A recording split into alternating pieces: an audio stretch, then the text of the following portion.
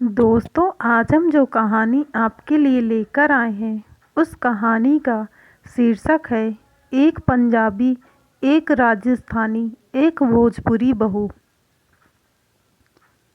गांवों में पुराने महलों और हवेलियों की कई कहानियां प्रचलित होती हैं। यह कहानी तीन संस्कृतियों पंजाबी, राजस्थानी और भोजपुरी की है। बहू की है जो एक भूतिया हवेली में फंस गई। यह सिर्फ एक डरावनी कहानी नहीं, बल्कि संघर्ष, प्रेम और आत्म बलिदान की भी कथा है। राजस्थान के रेगिस्तान में एक पुरानी और विशाल हवेली थी, जिसे कालेसर हवेली कहा जाता था। इस हवेली का इतिहास अजीब और डरावना था। कहते हैं वहाँ रात को अजीब आवाज़ें आती थीं और कोई भी वहाँ अकेले जाने की हिम्मत नहीं करता था। उसी हवेली के मालिक ठाकुर बलबीर सिंह ने अपने बेटे रणवीर की शादी पंजाब की एक सुंदर और गुड़ी लड़की सिम्मी से कर दी। शादी बड़े धूमधाम से हुई और सिम्मी को राजस्थानी रीति रिवाजों से अपने ससुराल लाया गया। सिम्मी एक हंसमुख और बहादुर लड़की थी। वह पंजाबी संस्कृति में पली बढ़ी थी, लेकिन उसने जल्दी ही राजस्थानी परंपराओं को अपना लिया। उसके साथ एक बूढ़ी दाई अम्मा जी हमेशा रहती थी, जो उसे नई जगह के बारे में समझाती थी। लेकिन जैसे जैसे रातें बीतने लगीं, हवेली में अजीब घटनाएं होने लगीं। शादी के कुछ ही दिनों बाद सिम्मी को अजीब अजीब चीज़ें महसूस होने लगीं। कभी कभी उसे ऐसा लगता कि कोई उसे घूर रहा है। कभी कभी उसके कमरे में अजीब सी परछाइयाँ दिखती। एक रात जब रणवीर किसी काम से बाहर गया था, सिम्मी अपने कमरे में अकेली थी। आधी रात को उसे किसी औरत के रोने की आवाज़ सुनाई दी। पहले तो उसने सोचा कि शायद उसका वहम हो, लेकिन जब आवाज़ तेज होती गई तो वह डर गई। अम्मा जी का आवाज़ बा, सिम्मी के भोजपुरी में पूछा। अम्मा जी चुप रहीं, लेकिन उनकी आंखों में डर साफ दिख रहा था। वे बस इतना बोली, हवेली में रात के समय ज़्यादा सवाल मत पूछा बहू। लेकिन सिम्मी जिज्ञासु थी। उसने तय किया कि वह इस रहस्य का पता लगाएगी। सिम्मी ने हवेली के पुराने नौकरों से बात की तो उसे पता चला कि सालों पहले इस हवेली में चंपा नाम की एक सुंदर राजस्थानी नाचने वाली लड़की थी, जिसे ठाकुर बलबीर सिंह के दादा ने प्रेम में धोखा दिया था।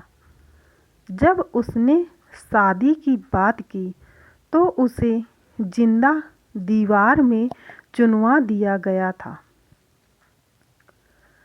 तब से उसकी आत्मा हवेली में भटक रही थी।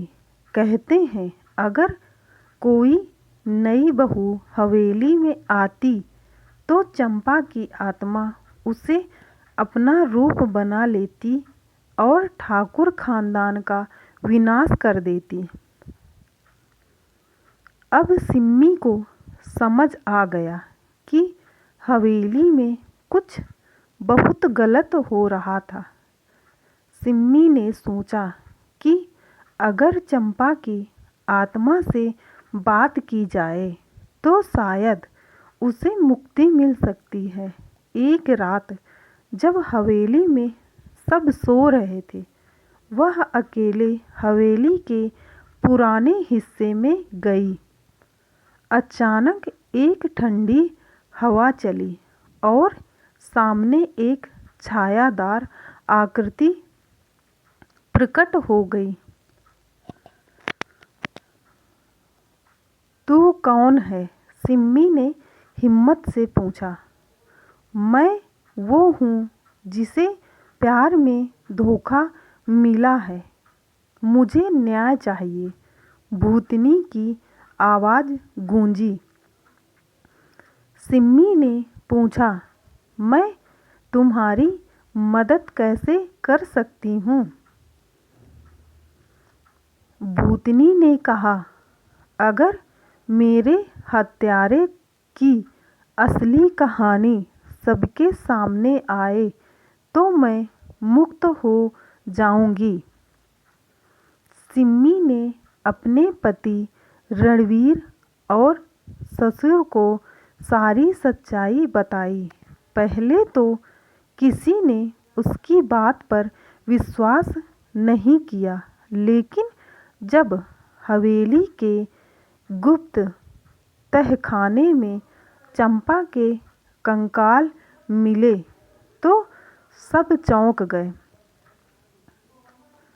राजस्थान के गांव में पंचायत बैठी और ठाकुर परिवार ने चंपा की आत्मा से क्षमा मांगी। उसके बाद पूरे विधि विधान से उसकी आत्मा की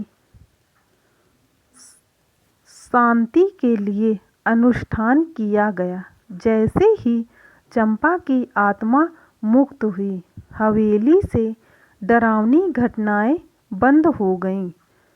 सिम्मी की हिम्मत और बुद्धिमानी से न सिर्फ एक आत्मा को मुक्ति मिली, बल्कि पूरे परिवार को एक डरावने श्राप से छुटकारा भी मिला।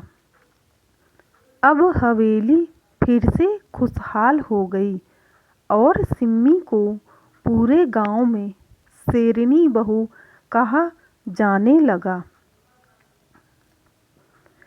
इस तरह पंजाबी, राजस्थानी और भोजपुरी संस्कृतियों की यह कहानी हर रहस्य, प्रेम और न्याय की मिसाल बन गई। दोस्तों, अगर आपको मेरी यह कहानी पसंद आई हो तो मेरी वीडियो को लाइक कीजिए, चैनल को सब्सक्राइब कीजिए और कमेंट करके ज़रूर बताइएगा कि यह कहानी आपको कैसी लगी, ताकि ऐसी ही कहानियाँ रोज़ाना हम आपके लिए लाते रहें और आपका मनोरंजन कराते रहें। धन्यवाद।